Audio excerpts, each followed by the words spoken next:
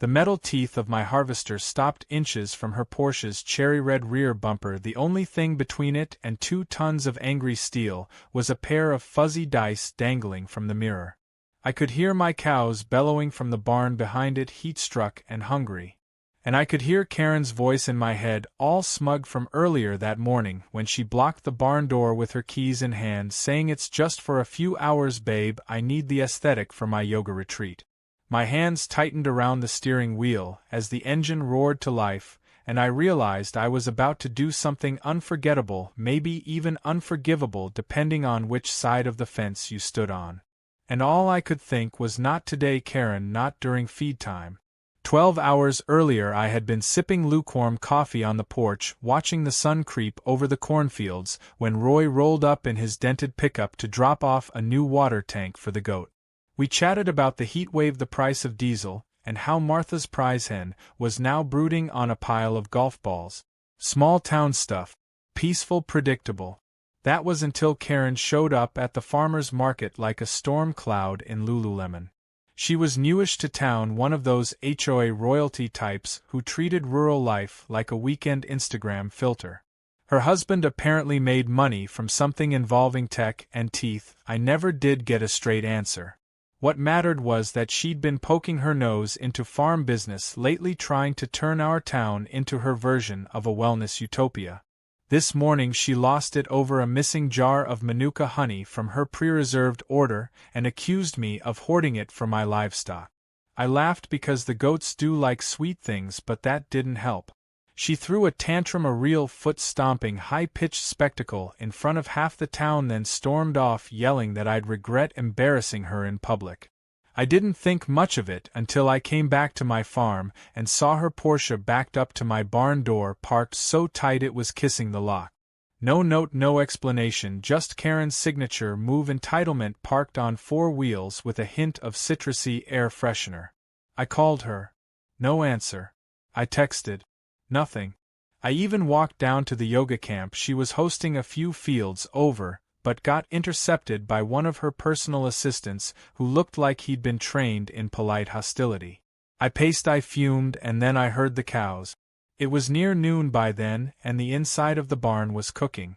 I had fans installed, sure, but without the doors open to circulate air the temperature climbed fast. That's when it stopped being annoying and started being dangerous. Livestock doesn't care about petty vendettas, they just need care. I called the sheriff thinking maybe they could tow it, but since it wasn't technically a public road, they couldn't touch it without a court order. Days, they said. I had hours maybe. I called Roy. He said what I already knew: "You're gonna have to move that thing yourself." I could hear the smirk in his voice. "You still got the big green beast gassed up." The big green beast. My harvester. My pride and joy. The one I only pulled out during peak season or when things got biblical. It had blades the size of surfboards and an engine that could wake the dead. And it just so happened to be parked 30 feet away, purring with fuel and ready for glory. I didn't go rogue immediately. I tried common sense. I taped a polite warning note to the car. I gave it another hour. I even went to town hoping she'd come to her senses. But when I got back and saw her lounging under a canopy laughing with a circle of crystal-wearing influencers, I made my choice. I called Martha first. She used to be a lawyer before she traded it all in for goat cheese and solitude. "You're covered," she said after a quick read-through of local AG laws. Emergency livestock access on private land with equipment necessary for animal welfare. Take pictures. Film everything. Wear a nice hat. I liked that last part. So I rallied the town. Or at least Roy, Martha, and the intern who milks cows on weekends. They brought phones, lawn chairs, and sweet tea. I climbed into the harvester, adjusted the seat, turned the ignition, and rolled forward. Real slow. Real steady. It was like preparing for a mechanical ballet with a metal-crunching finale. The first touch was subtle. A slight nudge. The Porsche creaked like an aluminum can under a boot. The second was more assertive. The hood began to crumple, the mirror snapped off. I kept filming. Everyone was silent except Roy, who muttered "holy moly," and Martha, who whispered "this is better than cable." By the time the front end was mashed into modern art, I had enough space to open the barn doors wide, and the rush of fresh air into that heat box made the cows practically cheer. They didn't care about lawsuits or yoga or Porsches. They just wanted to breathe and eat and moo. I parked the harvester, stepped out, and looked at what I had done. It was both horrifying and magnificent, and entirely preventable. But Karen had chosen drama over decency. I was just the guy who answered. Later I'd find out the video had already hit social media thanks to the intern. The views were climbing, the hashtags were brutal, and the memes were merciless. Porsche pancake trended for 5 hours straight. Karen wouldn't know until morning what had happened, and I had no idea yet just how far she'd go to get revenge. But in that moment, with the barn open and the cows safe, I didn't feel petty. I felt practical. And maybe just a little vindicated, because when someone parks a sports car between you and 20 lives depending on you, it's not just about convenience anymore. It's about doing what needs to be done, even if that means driving a harvester through a Porsche while the whole town watches. And this was only the beginning.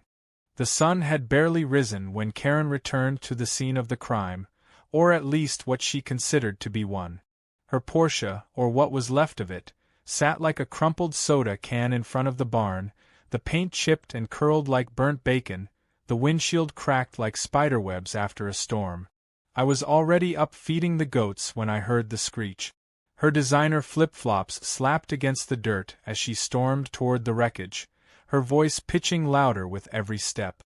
She shrieked a wordless wail, a sound so intense it sent the ducks scrambling into the pond like there was a hawk in the sky.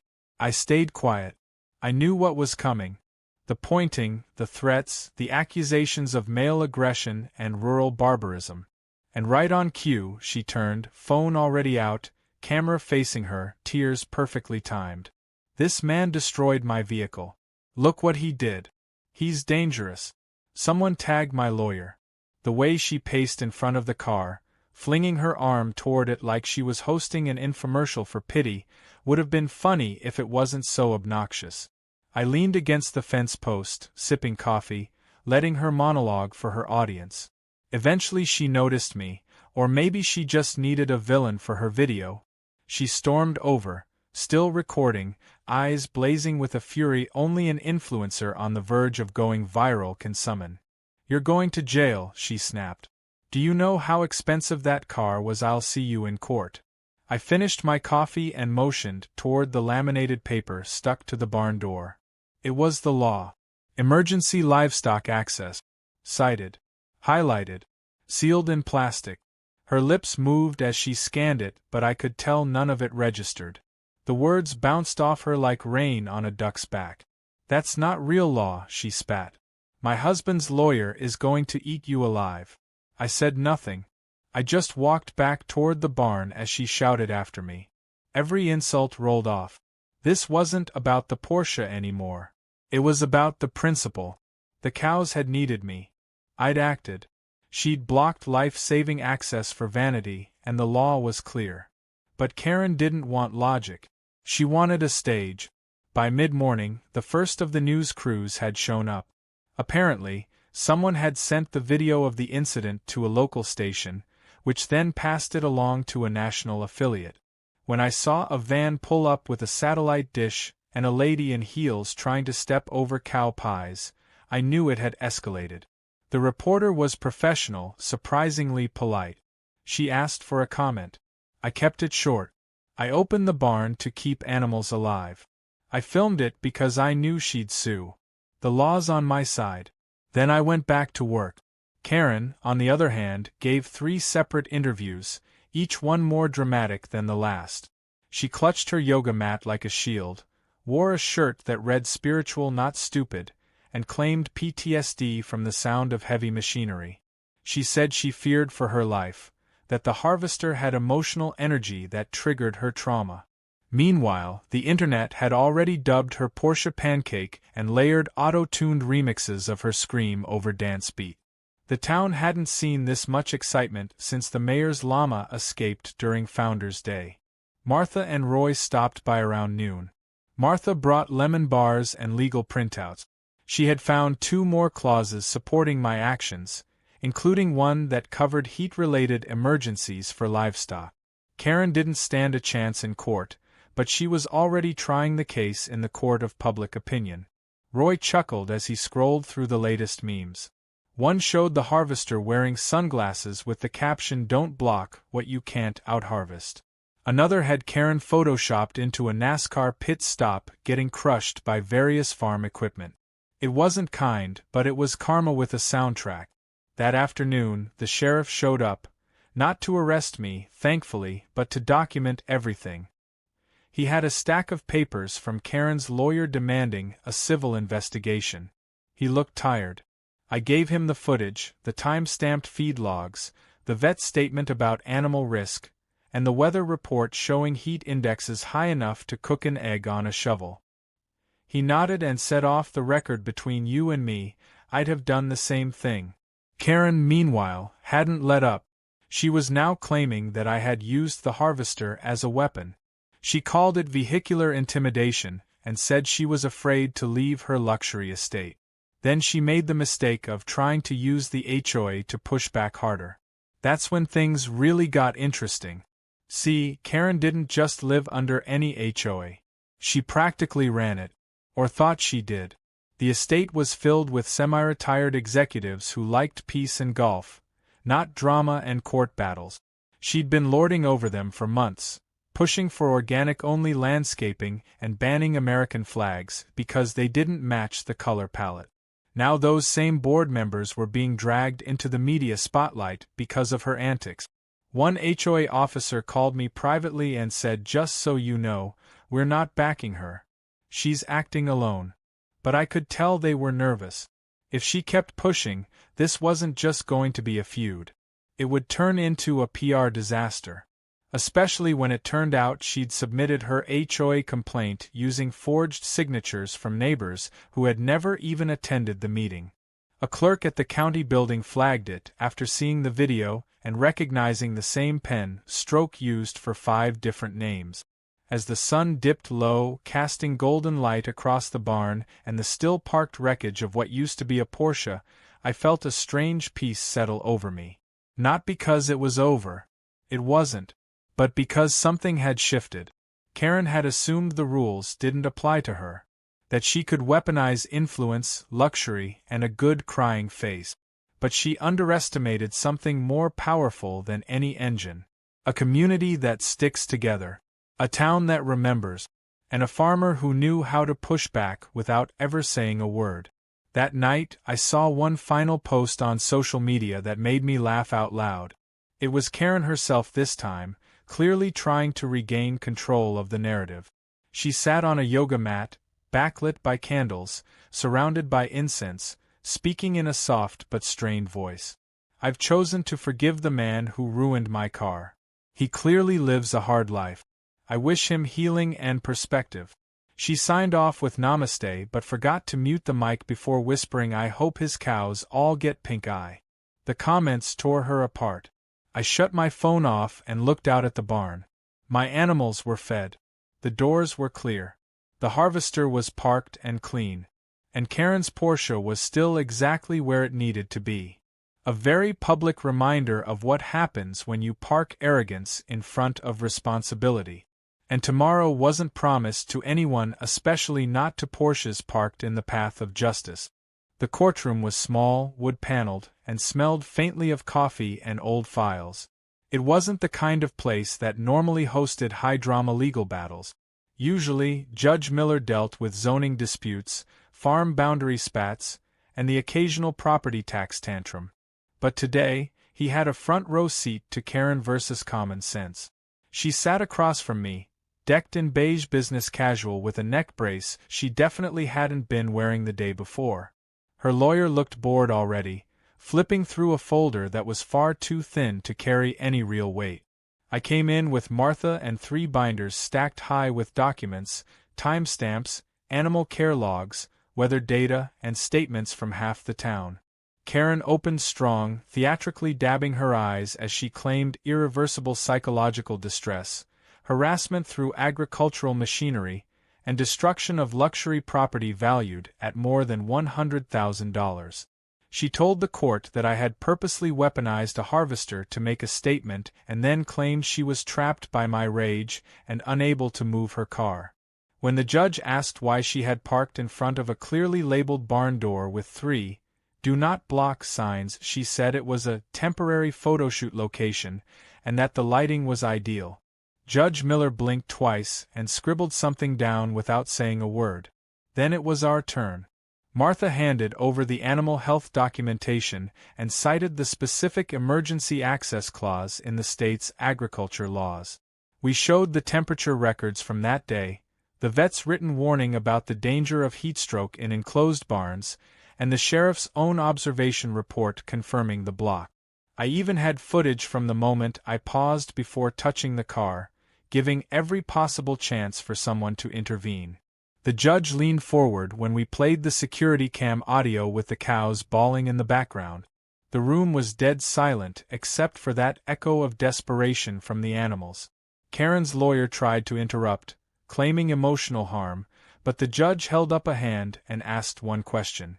Did your client make any attempt to move the vehicle after being contacted multiple times? The silence was louder than any argument. The judge finally leaned back in his chair and said he'd take the matter under review, but noted that the evidence heavily leaned toward justifiable action during a documented emergency. Karen's face cracked for just a second. Her smug shield faltered as she realized her plan wasn't working. She wasn't just losing the case. She was losing control of the narrative. Outside the courtroom, the cameras were waiting. Karen tried to slither past them, but one reporter caught her with a microphone and asked what she thought about the meme, Porsche pancake. She hissed that this was a gross invasion of privacy and stormed toward her car. Well, her rental. The original was still in my barn driveway, now considered evidence for the insurance claim. I took no pleasure in seeing her rattled. But I did take satisfaction in the fact that, for once, the system hadn't buckled under someone with money and volume. Back home, things were calm for a few days. The animals were thriving, the news cycle was slowly shifting away from the viral drama, and I started to believe that maybe Karen would finally back off. But I underestimated how deep her claws went into the local HOA. One morning, I woke to find a letter shoved under my door. Not mailed. Just shoved. It was from the HOA board, citing new bylaws restricting the operation of heavy machinery within 600 feet of community boundaries. They'd redrawn their plat map overnight, extending the community edge right up to the border of my farm. I knew exactly what this was. Karen was using the HOA as a backdoor weapon. If she couldn't win in court, she'd try to strangle me with bureaucracy. But what she didn't realize was that my grandfather had registered our property's right-of-way access with the county 50 years ago. It was grandfathered in. Not only could I operate equipment on that lane, I had legal easement that trumped any HOA regulation. Still, it was a headache. I had to dig through old files, call in a surveyor, and file a formal objection with the zoning office. Then Roy called, telling me something even worse. Karen had filed a rezoning request for my property, listing it as a semi-commercial operation, a move that would slap me with dozens of compliance restrictions and noise ordinances. Her goal was clear. Tie me up in red tape. Make life miserable. Force me to sell.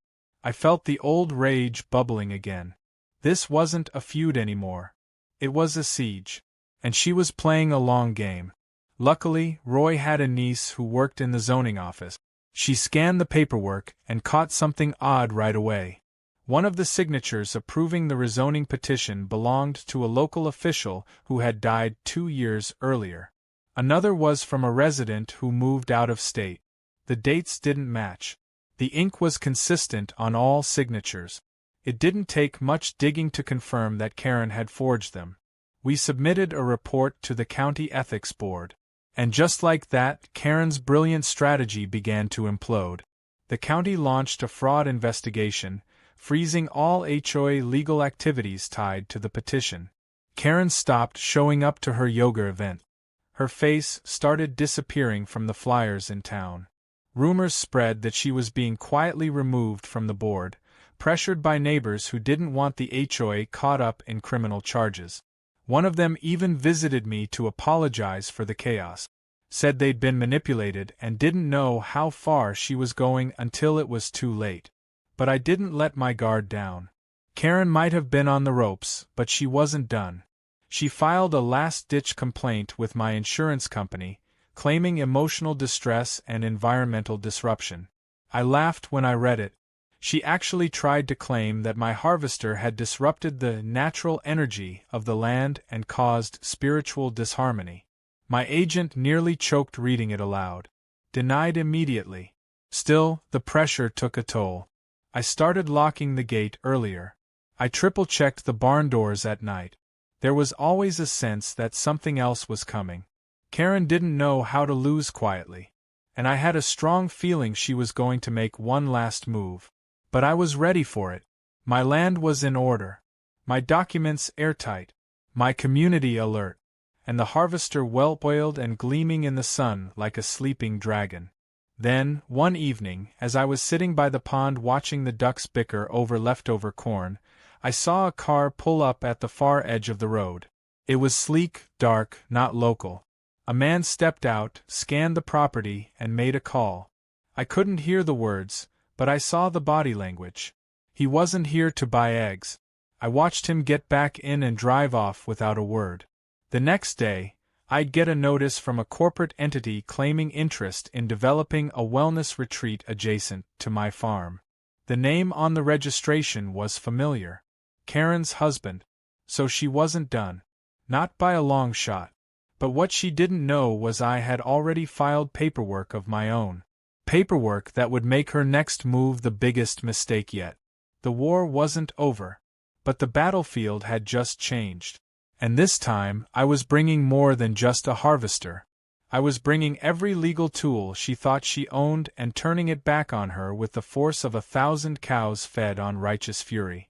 The letter arrived on a Tuesday afternoon, tucked inside a glossy folder stamped with gold lettering that screamed overcompensation. Sunwell Living, LLC, Transforming Wellness. Inside was a formal proposal outlining their vision to build a holistic retreat center on the plot of land bordering my south pasture. It promised nature therapy, chakra gardens, guided silence zones, and something called sound bathing. There were artists' renderings of yoga domes, mediation pavilions, and people walking barefoot across manicured gravel paths with unsettling serenity on their faces. But I wasn't fooled. This was Karen's doing. The name on the bottom line was Richard Palmer, her husband. She'd failed with her Porsche, failed with the court, failed with the HOA, and now she was trying to quietly suffocate my farm by surrounding it with her dream of an influencer paradise. At first glance, the plan looked legitimate. They had zoning petitions, architectural drafts, letters of endorsement, and scheduled hearings with the county board. But that was exactly what made it suspicious. No one had reached out to adjacent landowners. Not one notice had been posted publicly. And when I cross-referenced their zoning application with the local planning board system, I found a dozen irregularities.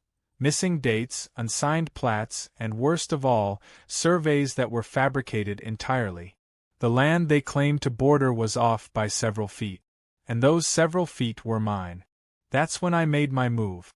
Weeks earlier, when Karen had started pushing her HOA harassment campaign, I'd taken a quiet trip to the county office and filed a provisional conservation easement on my southern boundary. It was a program that incentivized preserving agricultural land and allowed me to legally block any development that might disrupt natural farming patterns. The filing was pending back then, waiting for an inspection. But after the incident with the Porsche and Karen's legal stunts, the inspector came out fast. We walked the fields, reviewed the animal routes, and by the end of the day, he shook my hand and said, "I'll have this approved in 48 hours. Now, with that easement recorded, any construction within a 100-foot buffer zone was dead in the water. And that buffer zone? It covered the entire area Karen's husband had just purchased. Still, I didn't stop there. I knew Karen wouldn't go down without dragging others with her. So I called the Agricultural Extension Office and asked about her retreat's proposed water usage. According to her filings, she planned to dig 2 wells and redirect runoff from my adjacent field into their filtration pond. I nearly choked. Not only was that illegal without my permission, it would have disrupted the natural slope of my pasture and flooded my irrigation trench every time it rained. I gathered drone footage, drainage records, and even brought in a hydrologist who happened to be Roy's cousin. Within a week, we had a documented report showing the project would violate state-level water protection laws. I sent it directly to the county board and copied the local press. Within days, the story exploded online. "Yoga Retreat Threatens Family Farm's Water Supply" became the headline that buried Karen's hopes under a pile of angry reader comments. Animal rights advocates, rural voters, and even a local veterans group all started reposting the story, turning Karen's peaceful branding into a PR nightmare. She tried to spin it, issuing a press release about her commitment to the earth and mindfulness, but it backfired spectacularly when a video surfaced of her yelling at a chicken for pooping near her Range Rover. That clip played on late-night TV and pretty much ended her dream of being the face of enlightened living. Meanwhile, on my farm, life went on. The cows were happy, the eggs kept coming, and my mailbox was flooded with support letters from neighbors and people I hadn't spoken to in years. One woman dropped off a pie with a note that read, "For crushing Karens and crops alike." I didn't eat the pie, because I'm cautious, but I appreciated the gesture.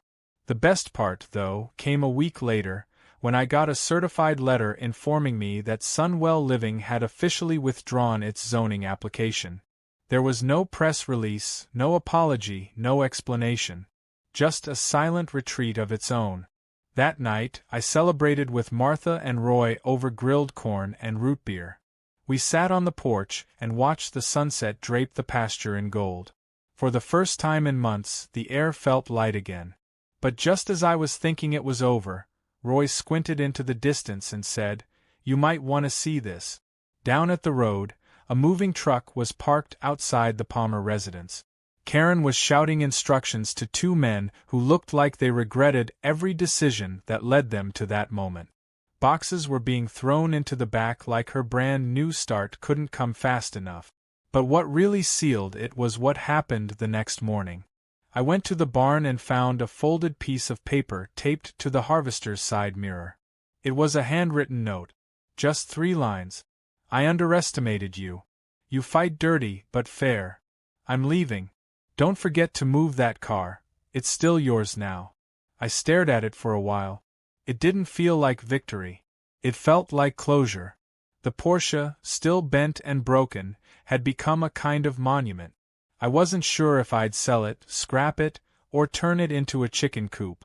But it stayed where it was for now, sun-bleached and symbolic. A few days later, the town held a small event to celebrate Local Agriculture Week. Nothing huge, just some tents, games for kids, fresh pies, and a community meal. Martha had the idea to bring out the harvester and park it in front of the main tent.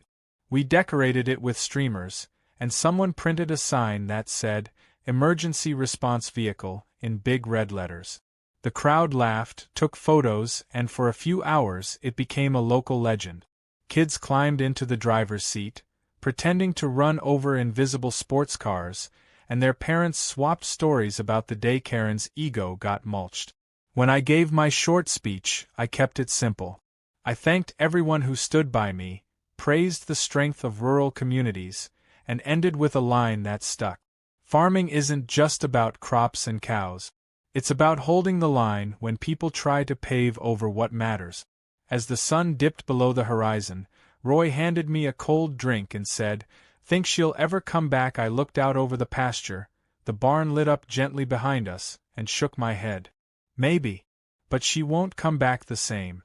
And this place? It'll never be hers again. We sat there for a long time, listening to the quiet hum of crickets, the occasional lowing of a satisfied cow, and the breeze rustling through the corn. The battle was over. The fields were safe. The harvester, polished and parked, stood silent beside the barn, A reminder that sometimes, in the face of arrogance, all it takes is one firm pass down the road to set things right. It had been 3 weeks since Karen packed up her incense sticks, healing crystals, and designer luggage and left town like a storm cloud, finally giving up its grudge. Things had returned to normal on the farm, but normal had taken on a new meaning. Every day, someone stopped by just to shake my hand or drop off a thank you note. One kid gave me a hand-drawn comic book titled The Harvester Avenger, where I was portrayed as a cape-wearing vigilante who crushed villains with oversized tires and saved goats from yoga cults. I laughed until my ribs hurt. My inbox had exploded with messages from across the country.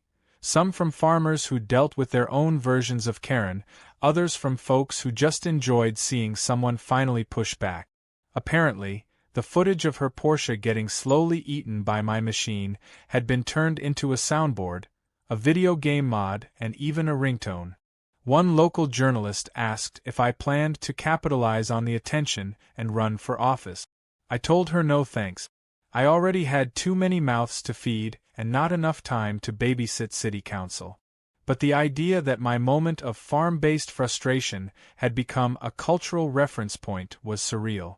A local t-shirt company even started selling merch with the phrase, "Don't block my barn," in bold print, and every time I saw one at the feed store, it felt like a strange blend of justice and absurdity. But the truth was, I didn't need a spotlight. I just needed my land, my animals, and some peace. Or so I thought. One quiet morning, just as the dew was burning off the grass, I noticed something peculiar. A sign had been placed just outside my fence line at the southern edge, nailed into a post that hadn't been there the day before. It was cheap, printed on foam board, and tilted slightly like whoever installed it did so in a rush. It read, "Private Meditation Access. Do not disturb." The logo in the corner was unfamiliar, but the style was eerily similar to the branding Karen used. I stepped over the fence line and followed the direction it pointed. Sure enough, down a narrow trail just inside the woods bordering my property, I found a canvas tent and a small wooden platform built around one of the oak. On it sat a man in flowing linen pants, holding a singing bowl and staring into space like he was waiting for enlightenment to be delivered via FedEx. I cleared my throat, and he opened one eye slowly, unbothered. I asked him what he was doing on my property. He calmly informed me that he was part of the new spiritual venture that had taken over after the retreat plans collapsed. He said he was told this was a shared boundary and that they had permission to set up serenity stations for the public. I asked who gave him that permission. He said, "Karen." I almost laughed. Almost. I told him to pack up and leave. He smiled and said he needed to align his energy first. I told him he had 10 minutes to align it into the back of his Prius, or I'd have Roy come down here with the cattle dog who didn't like strangers. That got him moving. But the larger issue was clear. Karen might have left physically, but her fingerprints were still smeared across the edges of my life. She had sold off part of her investment properties to shell companies and friends, and now these new age foot soldiers were showing up like spores on the wind. They were subtle, quiet, but invasive, like weeds you don't see until they've wrapped around your roots. I called the county again and filed a report on the trespassing. I reinforced the fence along that stretch and posted new signage. But what I did next was more permanent. I took that twisted Porsche, still sitting dented and dusty in front of the barn, and towed it out with the tractor. I rolled it straight to the southern boundary, parked it dead center between 2 trees, and had a local welder bolt it to a steel platform. Then I mounted a hand-painted wooden sign above it that read, "Blocked this barn. Now guards the land." Below it, I added a smaller line, "Private property. Keep out. This machine has history." Within days, it became a roadside attraction. People stopped to take pictures. Someone created a Google location pin. The local tourism committee tried to offer me a deal to make it a formal landmark. I declined, but I appreciated the sentiment. What I appreciated more was the message it sent. Karen's Porsche, once a symbol of entitlement and ego, had become a scarecrow in chrome, warning off anyone who thought they could casually overstep. Then came the final surprise. A man in a tailored suit knocked on my front door one afternoon holding a briefcase and a file. He introduced himself as a private mediator representing Karen's husband. He said Richard was looking to resolve lingering matters, and wanted to offer a settlement to make sure no further legal action was pursued over the zoning attempts or trespassing claims. He opened the folder and slid a number across the table. It was high. Stupidly high. I looked at it and asked what they expected in return. He said only one thing, that I remove the Porsche monument and agree not to speak publicly about any ongoing dispute. Essentially, they wanted to buy silence. I smiled and said I'd think about it. I didn't need their money. What I needed was for people like them to understand they couldn't put a price tag on dignity, land, or principle. So I turned the offer down. Politely.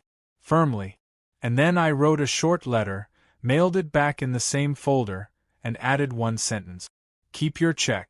I've already been paid in full, by a town that still remembers who fed it when the roads were blocked and the air was too hot to breathe. The following weekend, I stood at the edge of the farm and looked out over everything I'd protected. The fields were green, the animals content, the fences sturdy. The harvester sat parked near the barn, newly washed and decorated with a little red bow someone had anonymously tied to its railing. I never did find out who. Maybe it was just a thank you from the universe. As I turned to go back inside, I saw a family pulling up in an old minivan. They had a young boy in the back, wide-eyed and holding a toy tractor. They stepped out and asked if they could take a quick picture with the famous barn and the Porsche statue. I nodded, told them to go right ahead, and watched as the kid beamed like he'd just met a superhero. And in a way, maybe he had. Not because I was special, but because standing your ground, even against ridiculous odds, even when it makes you look crazy, can still mean something. Especially in a world that seems to keep rewarding noise and nonsense. Karen had tried to pave her path to power over roots she didn't plant and ground she didn't understand. And in the end, she learned the hard way what happens when you block the wrong barn. The earth pushes back. And sometimes that push comes with steel teeth, local laughter, and a whole lot of mooing.